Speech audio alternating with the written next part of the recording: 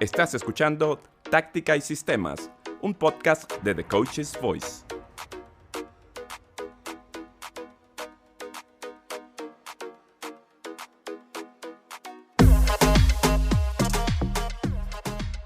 Hola, ¿qué tal? Bienvenidos a esta emisión de Táctica y Sistemas, el podcast de Coach's Voice en español. Los saluda Luis Fernando Restrepo. Hoy en este espacio vamos a hablar con uno de los entrenadores más influyentes del fútbol europeo reciente. Un hombre con una mirada muy clara sobre el juego, la estructura y la gestión de equipos en la élite.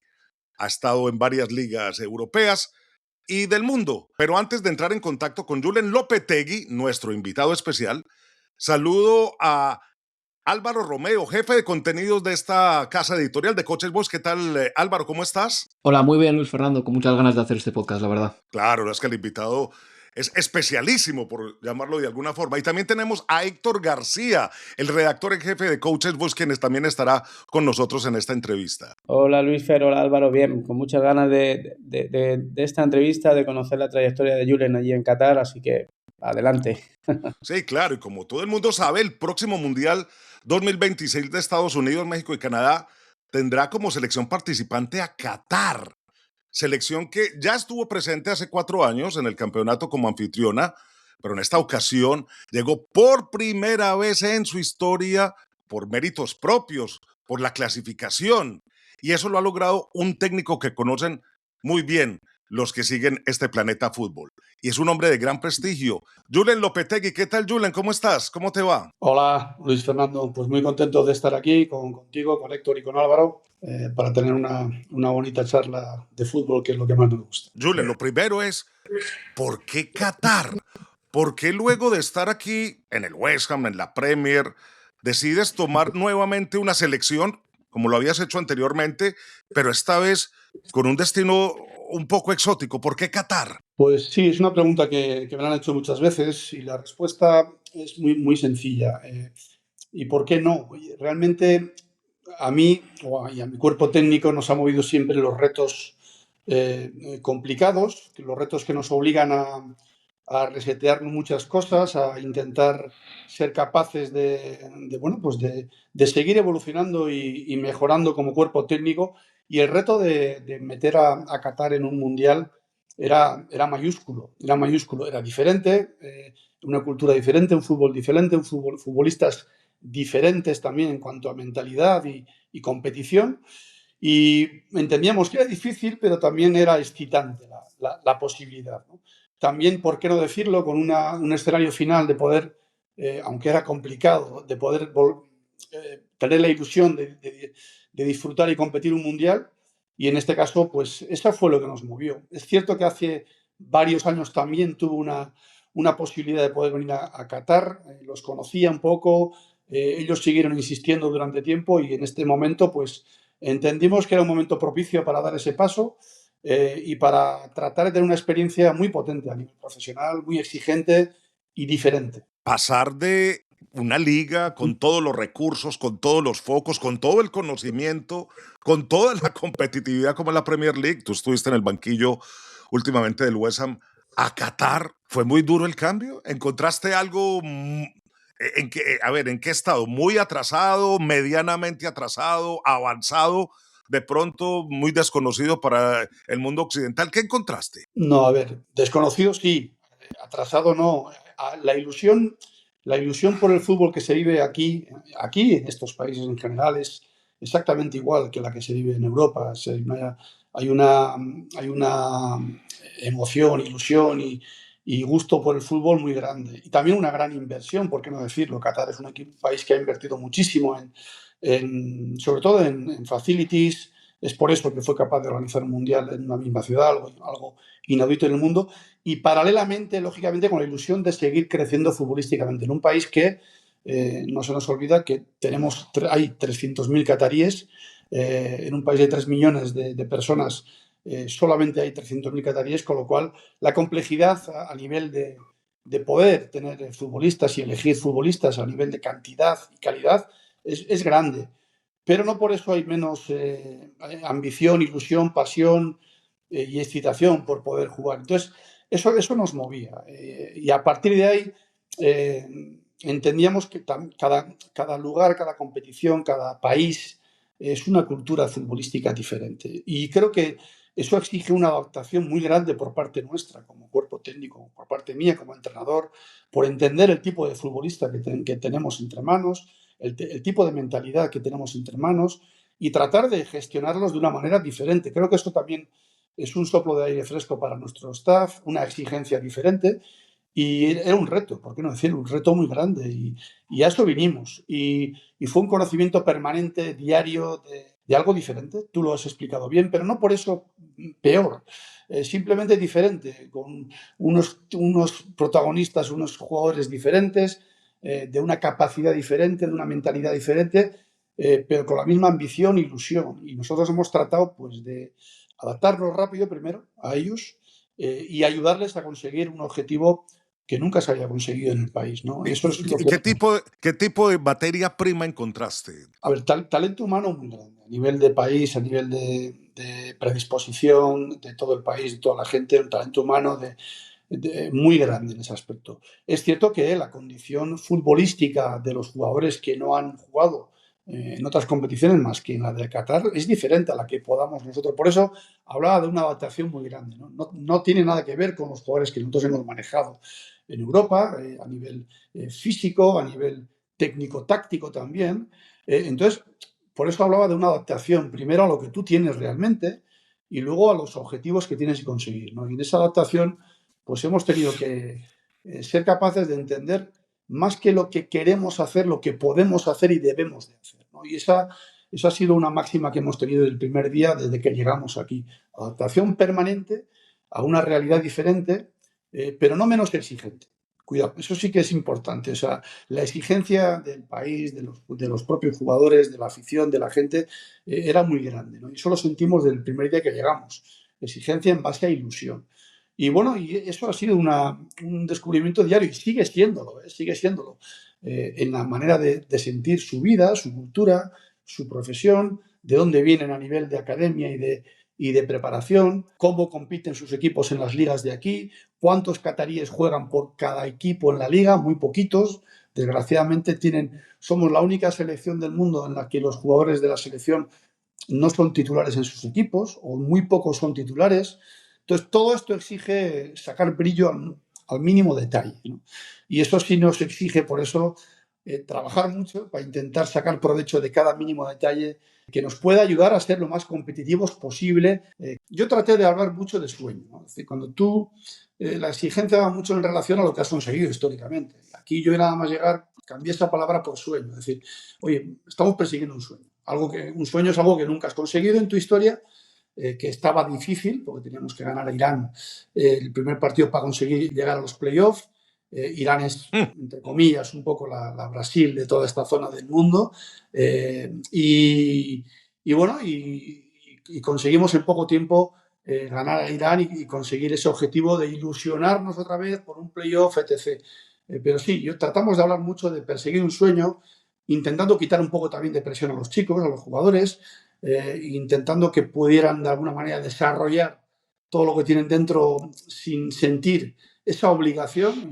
Muchas veces la obligación a veces te bloquea, a determinados jugadores los bloquea más que los empuja, y en cambio el sueño te hace sacar lo mejor que tienes dentro de ti, ¿no? Y tratamos de perseguir mucho esa palabra, el sueño colectivo, que afortunadamente pues se pudo dar en octubre. Bueno, aupa, Julen, pues yo descorcho mi elenco de preguntas, preguntándote primero por qué inputs has recibido de las experiencias que Qatar tuvo en la Copa América en el 19 y en la Copa Oro de la CONCACAF en el 21.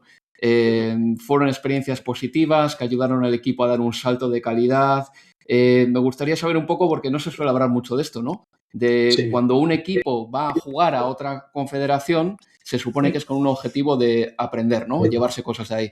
¿Qué inputs has recibido de esas experiencias que tuvo Qatar antes de que tú llegases? Voy a tratar de dar el contexto a la situación. De una generación de jugadores, muchos de ellos, digamos que están en el The Last Dance, ¿no? Trasladándolo un poco a al documental de Michael Jordan, ¿no? Es decir, jugadores ya de 35, 36, 37 años. Hemos llegado a jugar con un jugador de 42 años en octubre, Sebastián Soria. Es decir, por ponerte contexto un poco de dónde venían, y es verdad que en el Mundial en el que organiza Qatar, al no tener competición, ellos consiguieron haber sido invitados en competiciones que les ayudaron mucho a poder seguramente tener esas experiencias, ¿no?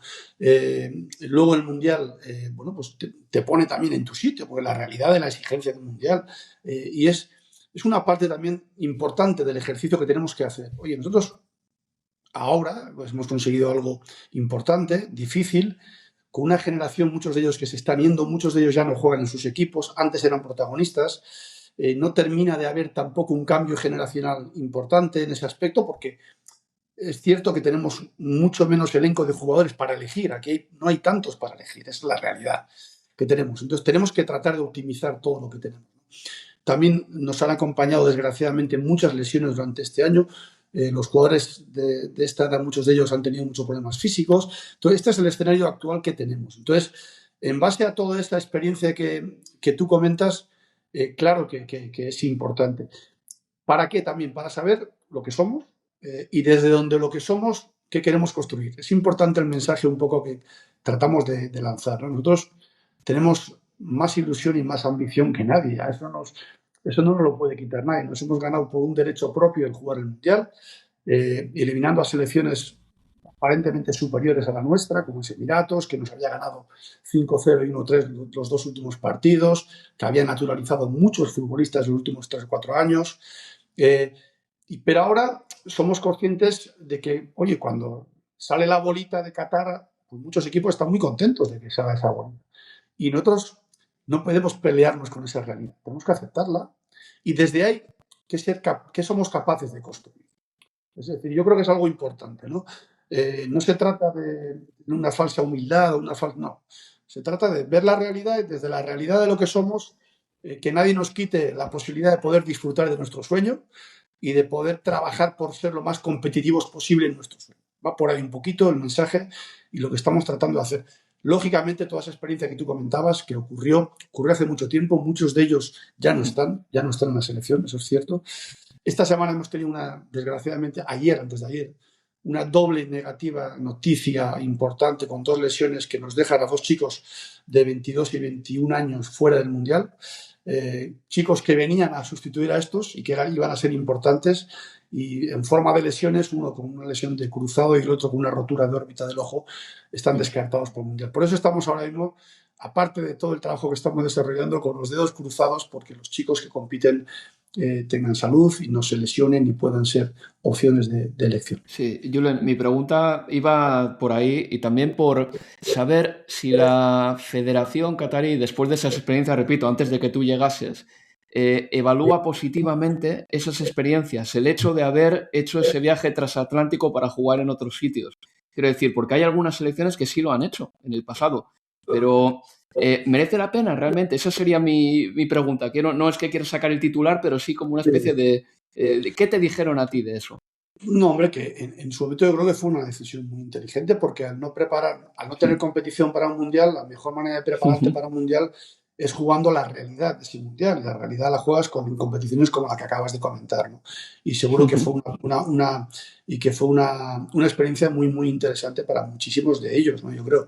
En este caso es diferente. En este caso hemos tenido que conseguir la clasificación el mes de octubre. Desgraciadamente hemos perdido el mes de marzo para poder tener amistosos, que teníamos 2 amistosos muy exigentes, y seguramente que nos hubieran dado un baño de realidad importante, como eran Serbia y Argentina, por los motivos que conocéis perfectamente, en el conflicto que ha habido y que sigue habiendo en esta parte del mundo. Pues no hemos podido jugar estos partidos. Los sustituimos por entrenamientos y por un partido amistoso con jugadores de la propia liga de aquí. Pero lógicamente no es lo mismo, ¿no? Hemos perdido esa ventana de competición y trataremos de intentar recuperarlo y podernos preparar lo mejor posible más o menos desde el 15 o 20 de mayo, todavía no está cerrado exactamente la fecha en la que vamos a iniciar. Sí, Julen, bueno, a mí me gustaría antes hacerte una pregunta muy de entrenador, ¿no? Que cuando hablo con entrenadores me lo comentan, y es, ¿qué diferencia hay? Tú ya tenías la experiencia de ser seleccionado en la selección española, pero ¿qué diferencia hay entre gestionar un club, gestionar un equipo, el entrenador, el día a día, a ser seleccionador? ¿Cómo te has adaptado tú a esas dinámicas, a la forma de trabajar? ¿Qué consejos le darías desde tu punto de vista a los entrenadores para poder realizar esta transición? Me parece una pregunta muy interesante en el sentido de que es cierto que yo he estado en las dos orillas del río varias veces.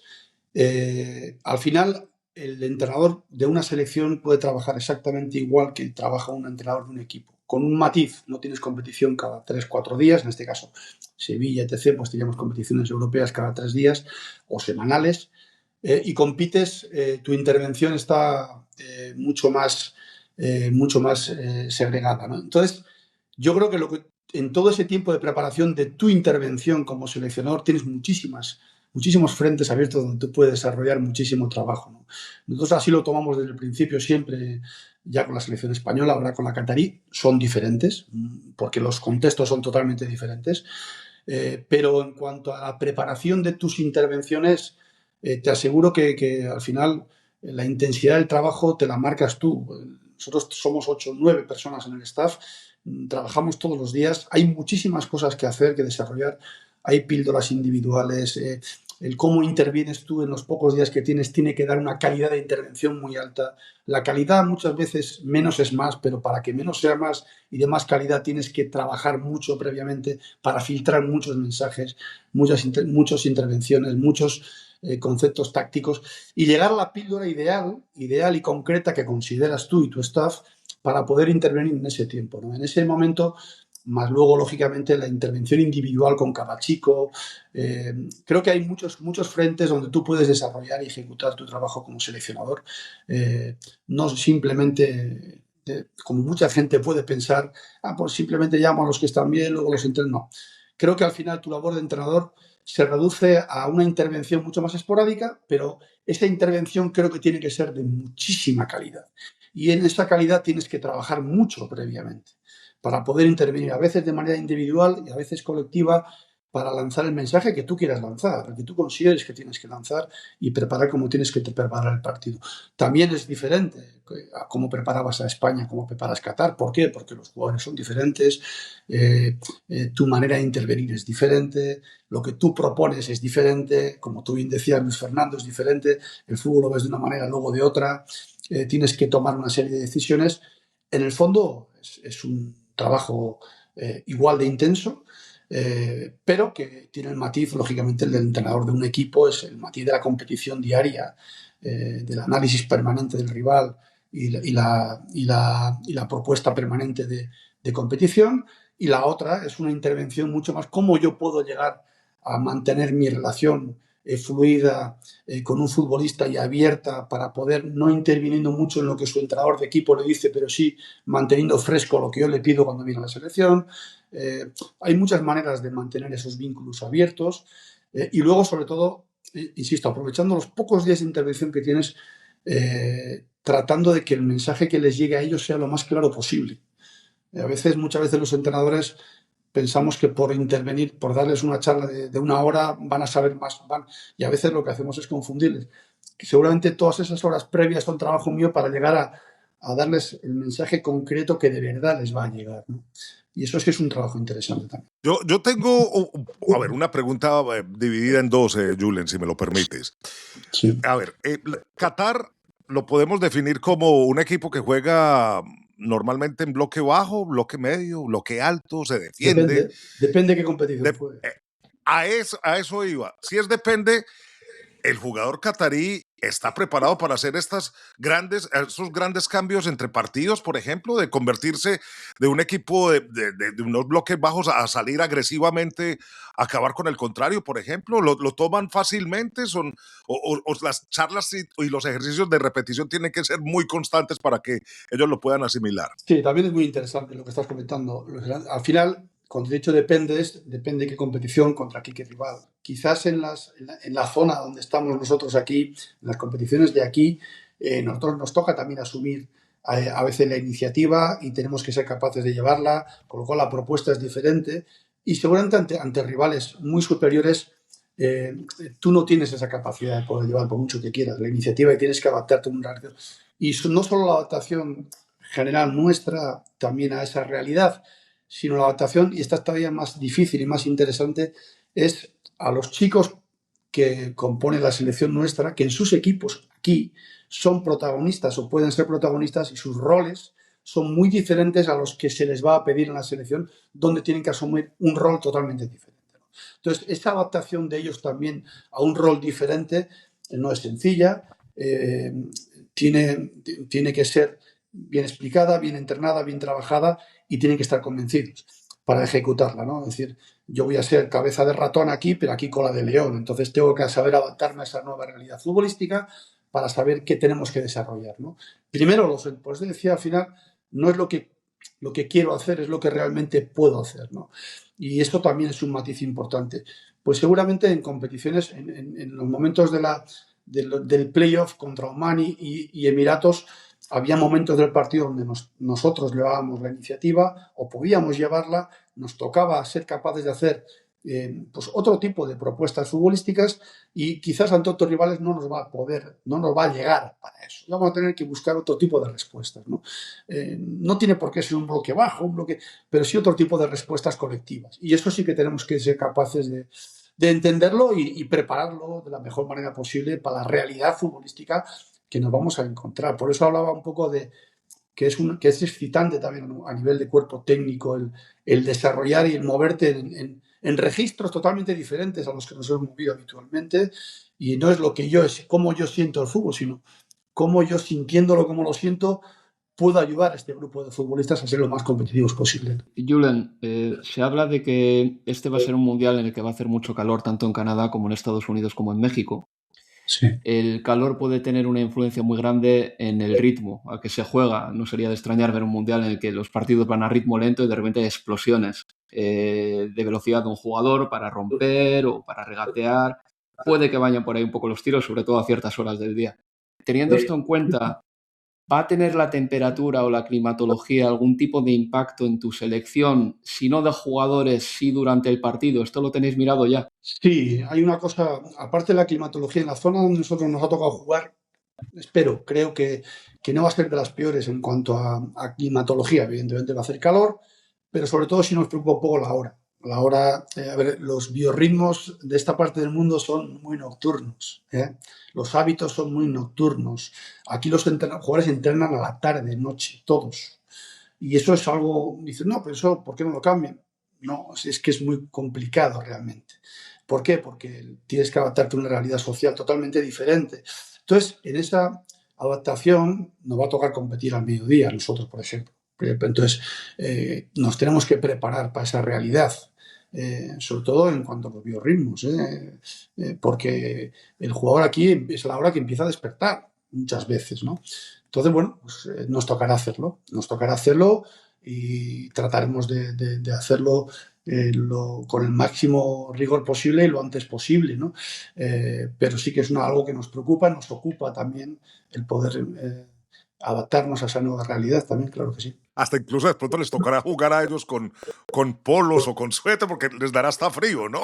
Sabiendo que es otro lado del mundo. Héctor. Sí, Julen, yo creo que es un momento decisivo para la selección de Qatar, pero ya cuando llegaste al equipo, la situación que llegaste, la has comentado antes, la fase de clasificación, fue como se suele decir en Sudamérica, Luis Fernando, un mata-mata, ¿no? Jugasteis contra Emiratos Árabes y Omán en 2 partidos en los que jugabais ir o no al Mundial y superasteis con un empate a 0 contra Omán y luego esa victoria contra Emiratos Árabes en casa. ¿Cómo gestionaste esa situación, digamos, crítica tan decisiva que os lleva a competir este verano en el Mundial con los jugadores después de un momento que no venían bien? En tan poco tiempo, ¿cómo consigues que el equipo vaya para arriba? Pues sí, la verdad que fue desde la victoria contra Irán, que 1-0, lo que nos ocupó y preocupó fue ese momento, ¿no? Álgido de octubre, que era complicado porque el favorito era Emiratos. Emiratos era el equipo que, por ponerte un poco de contexto, nos había ganado en la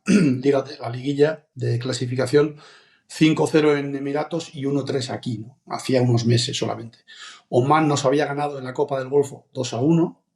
Oman estaba entrenada por Queiroz, que había sido el anterior seleccionador de Qatar, con lo cual tenía un conocimiento fantástico de la selección de Qatar. Una selección muy, muy complicada, muy compleja. Yo pongo el acento primero en el primer partido, que para mí fue muy importante. El ser capaz de no perder contra Oman, ser capaz de no conceder casi ni una ocasión, ser un equipo muy sólido, una competición donde yo creo que el ser sólido pues te ayuda mucho. Conseguimos el empate a 0, mereciendo ganar con ocasiones claras al final del partido, pero siendo sobre todo muy sólido y dándonos la oportunidad de lo que queríamos, tener una final contra Emiratos en casa, ¿no? Y en esta final a Emiratos le valía el empate, a nosotros no. Cosa que también nos hizo afrontar el partido sin ningún tipo de dudas también, ¿no? Lo recuerdo con momentos muy, muy intensos, de una grandísima presión en el país. Así lo sentimos. Fíjate que nosotros, afortunadamente, hemos tenido una carrera donde hemos sentido mucho el tema de la presión. Te puedo asegurar que poco comparable a lo que sentimos aquí en esos dos partidos, porque era la ilusión de un país entero, a más desbordada y seguramente no muy justificada, porque veníamos de perder 5-0 y 1-3 contra Emiratos, y sí que tratamos de prepararnos futbolísticamente desde el mes de agosto. En agosto hicimos una pequeña pretemporada, finales de julio, algo difícil de ver en ninguna selección. Nosotros lo hicimos con un grupo de jugadores durante 10 días en Austria, y luego jugamos en el mes de septiembre. Yo creo que acertadamente, aquí hubo muchas críticas al principio porque elegimos el rival primero contra Bahrein, que empatamos a 2, y luego elegimos a Rusia de rival en casa aquí, y perdimos 1-4. Nos dieron un buen meneo, pero era algo que yo creo que era positivo para nosotros. Primero por llegar al momento clave de octubre con una realidad futbolística, de saber que nosotros o éramos capaces de hacer algo de manera de apretarnos tácticamente bien a nivel defensivo, o no teníamos ninguna opción. Creo que el partido de Rusia nos vino muy bien para ver la realidad nuestra. Además, contra un equipo como Rusia, que al no jugar competiciones oficiales, cada partido amistoso se lo toma como una competición oficial, y eso nos preparó mentalmente, yo creo que para afrontar bien los partidos de Oman, que insisto, para mí tuvo mucho mérito ese empate a 0, un partido muy peligroso, donde perder nos quitaba toda posibilidad de podernos clasificar. Y el segundo contra Emiratos, donde pues, todo salió bien. A ver, al final, futbolísticamente se tiene que dar todo. Creo que hicimos un buen partido a nivel táctico, el equipo defendió bien, aprovechamos. Ten en cuenta un detalle: nosotros los 3 goles oficiales de partidos oficiales que yo he jugado aquí los han metido los 3 centrales. Uno, Pedro, no es cierto, Pedro me metió el 1-0 de Irán, Pedro me metió el segundo gol de Emiratos a nivel en estrategia defensiva, y Juji, el otro central, me metió el primer gol en estrategia ofensiva. Es decir, esa es la realidad. Yo creo que lo que buscamos nada más llegar, nosotros dentro de lo que vimos, veníamos de ver un partido oficial contra Irán, que habíamos perdido 4-1 en Irán, siendo un equipo muy alegre, pero perdiendo muchos duelos. Entonces, tratamos de intentar ajustar lo que considerábamos que nos iba a ayudar para ser competitivos. Y lo conseguimos. Marcamos 2 goles a balón parado, sufrimos una barbaridad porque nos quedamos en el minuto 78 con 10 jugadores, un extra time de 15 minutos, que fue increíblemente largo. Imagínate, 15 minutos, y jugamos prácticamente 25 minutos con 10 futbolistas. Marcaron el 2-1 al principio del extra time y fuimos capaces de aguantar hasta el final, ¿no?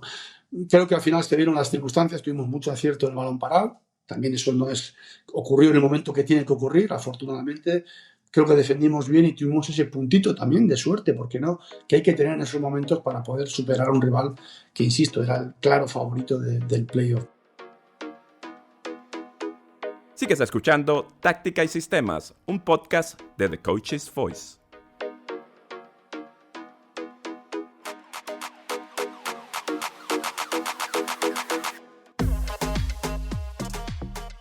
Julen, en los países que no tienen mucha tradición futbolística, y las conozco bien porque pues, originalmente vengo de Sudamérica, cuando se consiguen estas clasificaciones a los mundiales, ya se espera que el equipo haga lo mejor y muchos esperan ya, no, podemos llegar a 16avos o a octavos o a cuartos, o ya empiezan a poner unos límites muy amplios, muy altos. ¿Qué le dice Julen Lopetegui a toda esa afición catarí? ¿Qué le dice a los periodistas que muchas veces somos también parte de este acordeón de ilusiones de los aficionados?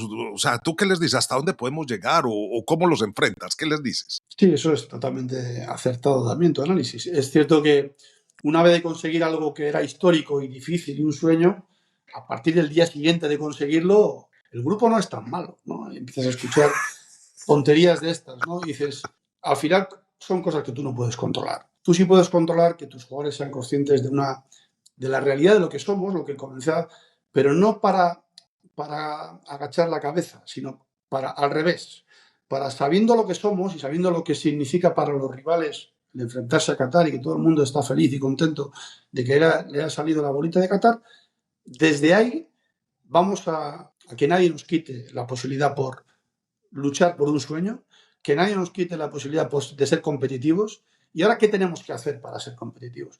Yo creo que va por ahí. Mi mensaje va por ahí, al margen de que no le puedo poner puertas al campo, y yo sé que eso ocurre incluso en Qatar y en todos los sitios, ¿no? Porque a pesar de ser de la realidad futbolística que puedas tener, siempre hay una realidad paralela que, bueno, que lo que hace es vender una ilusión, que yo lo puedo entender y lo tenemos que aceptar. Pero no tenemos que dejar que nos cale o nos confunda.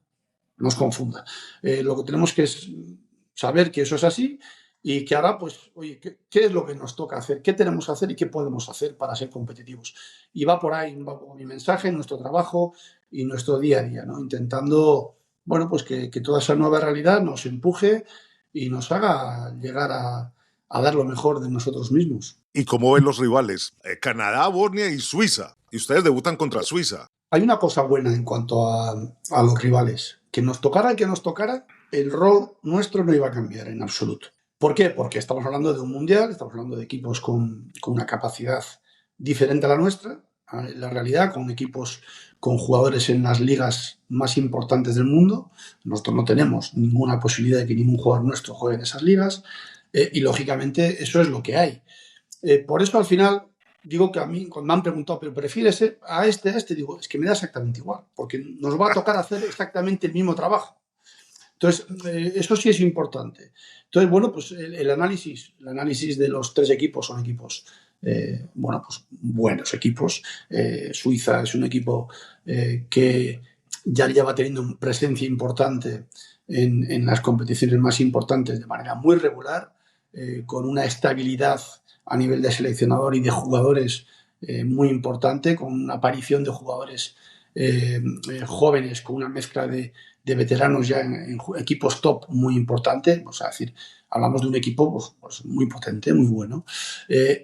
Canadá creo que es ahora mismo el equipo mejor de toda esa zona del mundo. Pues lleva tiempo superando incluso a Estados Unidos y a México en los enfrentamientos directos con ellos, con jugadores que ya han venido a épocas muy tempranas a Europa para terminar su crecimiento y ya están jugando en ligas también muy potentes, muchísimos de ellos, con una capacidad y un mestizaje físico muy importante y con jugadores tácticamente buenos que han crecido tácticamente en las mejores ligas de Europa también. Con lo cual, hablamos también de equipos y, lógicamente, siendo uno de los anfitriones del Mundial, ¿no? Que es un plus todavía añadido.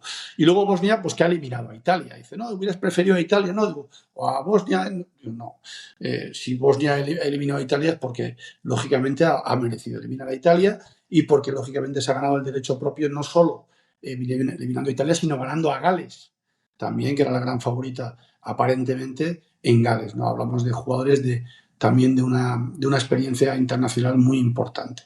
Entonces, bueno, eso es más o menos un resumen rápido de los tres rivales, sabiendo que son rivales pues, más potentes que nosotros, pero que ahora pues tenemos que tratar bueno, pues de que no nos ganen, ¿no? Y de ser competitivos con ellos y de ser capaces de de dar esa sorpresa, que va a ser complicado, difícil, pero que es por la que estamos trabajando y luchando y peleando día a día, ¿no? Julen, me gustaría hacerte una pregunta sobre una selección de vuestra confederación que a mí me intriga bastante porque no ha ganado la Copa de Asia en un tiempo, pero al mismo tiempo, cada vez que se enfrenta con un equipo europeo, les da unos problemas tremendos. No sé hasta qué punto tienes estudiada la selección de Japón, pero en el parón de marzo fue una selección muy buena, que le compitió a Inglaterra y le ganó a Inglaterra. En el Mundial de 2022, creo recordar que le ganó a España y a Alemania también. Y cuando uno la ve cada cierto tiempo de manera esporádica, ve que es un equipazo. Japón es un equipazo. Japón tiene jugadores que están jugando en las ligas europeas, en casi todos, en las mejores ligas europeas. Seguramente cuando les pilla la Copa de Asia les pilla en otro momento totalmente diferente porque es diferente al Mundial y seguramente lo afronten de manera también diferente. ¿No? Ahí no te puedo dar más detalle, pero sí que hablar de la calidad de ese equipo a nivel técnico y físico. Son equipos muy buenos, jugadores muy buenos. Y a nivel de disciplina táctica también. A nivel ya de mentalidad, yo no los conozco. He manejado a jugadores japoneses también alguna vez y te aseguro que son jugadores muy disciplinados, con una base técnica y física muy interesantes, capaces de repetir esfuerzos muy continuos. Por lo cual yo entiendo que sean equipos que puedan dar más de una sorpresa, pero no solo Japón, más de un equipo. Irán es un equipazo. Son equipos que realmente, pero en Irán también la analiza, están jugando muchísimos jugadores en la liga alemana, en la liga europea. Son jugadores que están ya hace tiempo, hace años, han dado ese paso a jugar allí. La única selección en este aspecto que no tiene jugadores en esas ligas es la nuestra, de esta zona de aquí. Y también la única selección donde los jugadores de la selección no son titulares en sus equipos. Esto es algo muy importante, porque al final los momentos de forma donde tú llegas a un mundial o a una competición, la que sea, tiene que ver mucho realmente con la acumulación de minutos previos que un jugador tiene. Y eso es algo que aquí también nos preocupa mucho. Aquí ahora hay una ley, una regla que tiene que haber 5 jugadores locales jugando cada partido de liga, pero realmente esa regla no se cumple porque muchas veces siempre uno es el portero y otras veces pues, los palestinos también son asimilados como jugadores locales, pero no son a su vez jugadores seleccionables. Algún otro jugador también de fuera que no es seleccionable también está asimilado como tal. Muchos partidos nos encontramos con jugadores con hasta solamente 2 seleccionables o 3, como mucho, muchas veces, ¿no? Esa es la realidad de lo que nos encontramos. Julen, yo voy con una pregunta. Yo creo que esto es interesante. La elaboración de la lista del Mundial. Quiero que nos cuentes, dentro de lo que nos puedas contar, cómo la vas construyendo en función a qué, cómo es ese día a día de un seleccionador, el tuyo, que será igual en el resto de seleccionadores.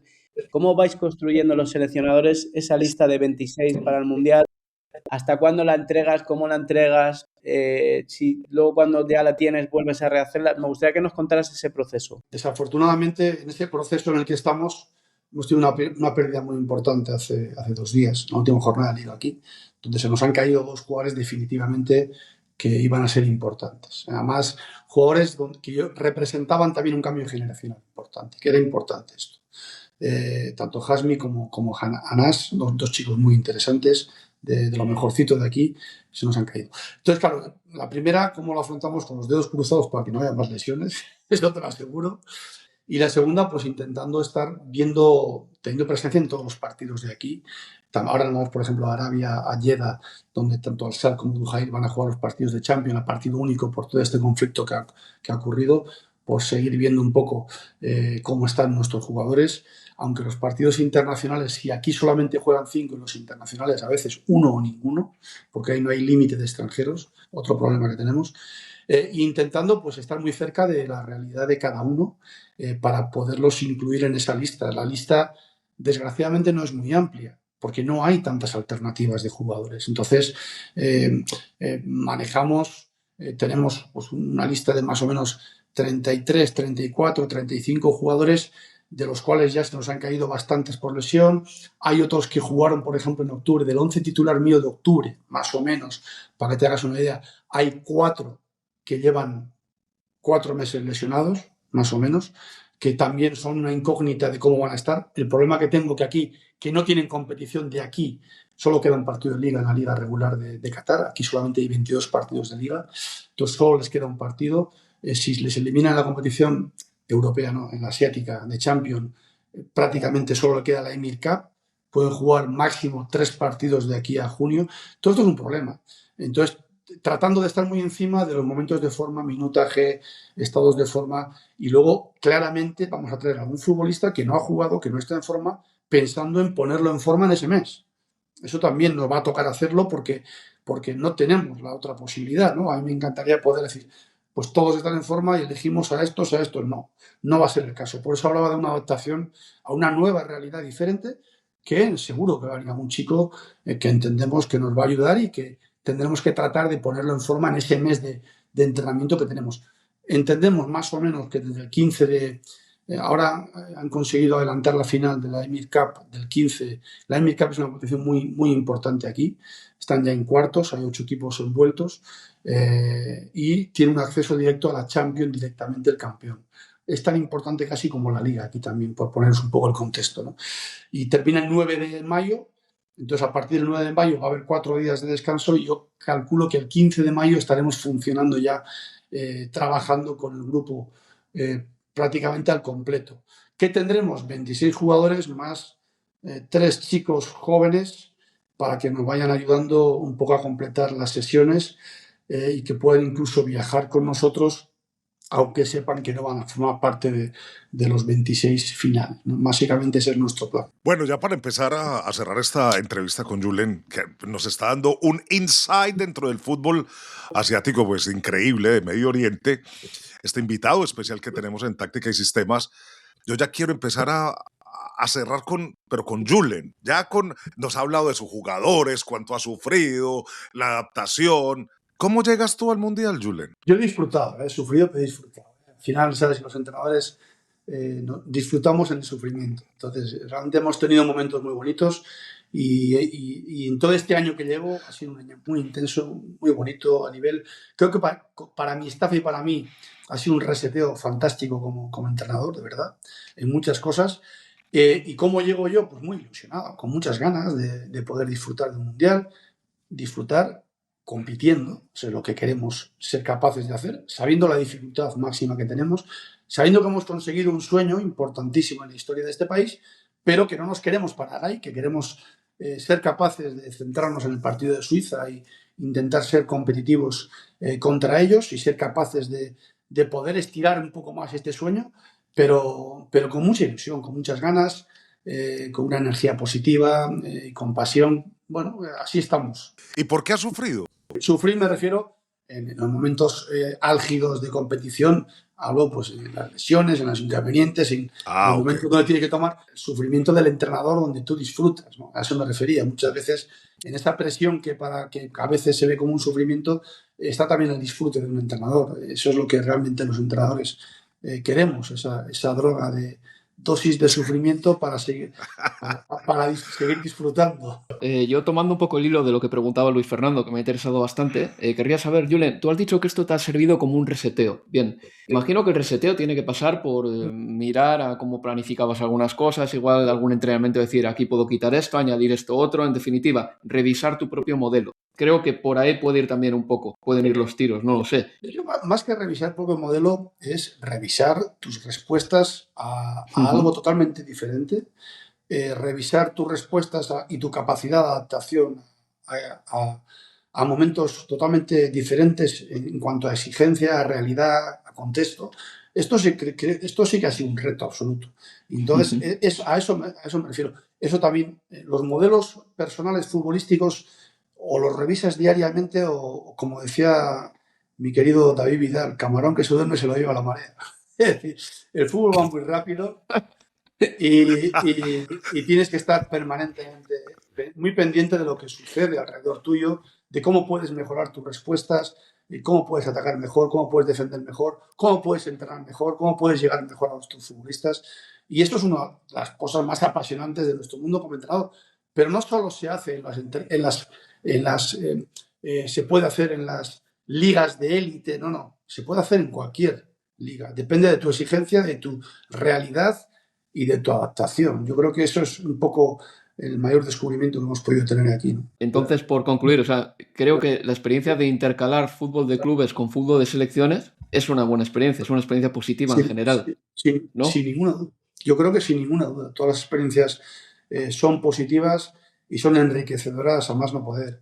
Y más en una realidad como esta, donde tú tienes que estrujarte mucho.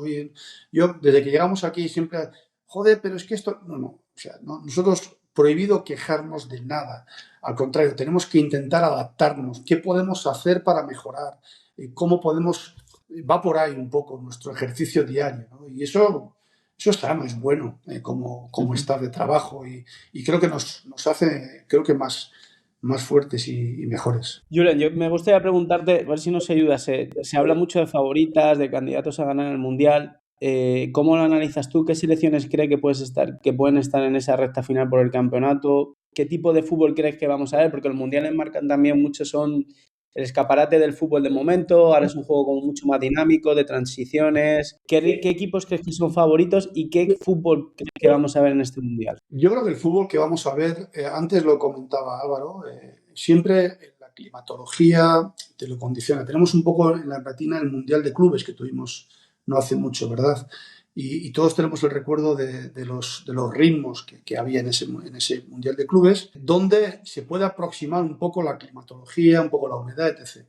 Es cierto que hay un plus de exigencia a nivel de los intervinientes, las selecciones nacionales siempre tienen ese plus de exigencia que puede tener. Yo creo que se va a ver un fútbol muy atractivo, donde seguramente los equipos de menos a más van a querer seguir manteniendo su presencia en base a no equivocarse, a tener mucho orden, a seguir a tener recursos de talento para desde el orden poder convertir los partidos.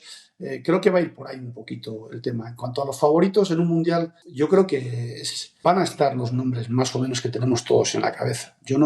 Porque sí que puede haber una sorpresa en un partido en concreto, pero para llegar a ser campeón, al final yo creo que van a estar los equipos que más o menos nos vienen a la cabeza a todos, ¿no? que pueden llegar a esas fases finales del mundial. Luego, pues dependerá de muchas circunstancias. Si me dices los nombres, yo te iré diciendo, pues sí, pues todo lo que tenemos en la cabeza. Básicamente no creo que me deje ninguno. Argentina, Brasil, España, Francia, Inglaterra, Alemania, son equipos que yo creo que van a estar cerca de poder conseguir el Mundial. Luego vamos a ver si alguno de ellos pues en un camino pues tiene algún tropiezo, porque a un partido puede pasar que muchas veces el mejor no gane. En un Mundial y a un partido, normalmente el que llega hasta el final es que se lo ha merecido. Julen, muchísimas gracias por habernos atendido, por habernos abierto esta ventana a ese trabajo extraordinario, ese trabajo que para muchos es enigmático, para otros son la representación de los retos, pero lo que nos arroja es un entrenador con toda su ética, todo su dinamismo y sobre todo su conocimiento vertido hacia una nación que quiere progresar en el fútbol y que tiene en Julen Lopetegui pues su principal bastión para hacerle cumplir los sueños a muchos cataríes que están soñando con que su selección haga una buena fase de grupos y, ¿por qué no?, pase a 16avos, como algunos creen allá.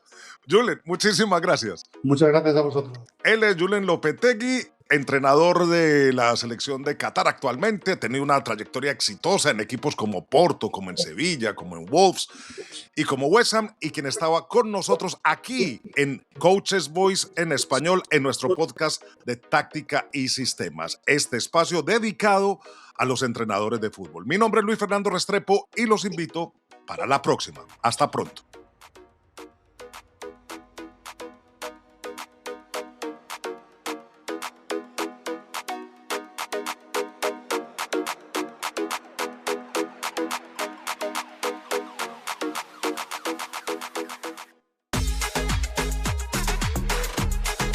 Táctica y Sistemas, un podcast de The Coach's Voice.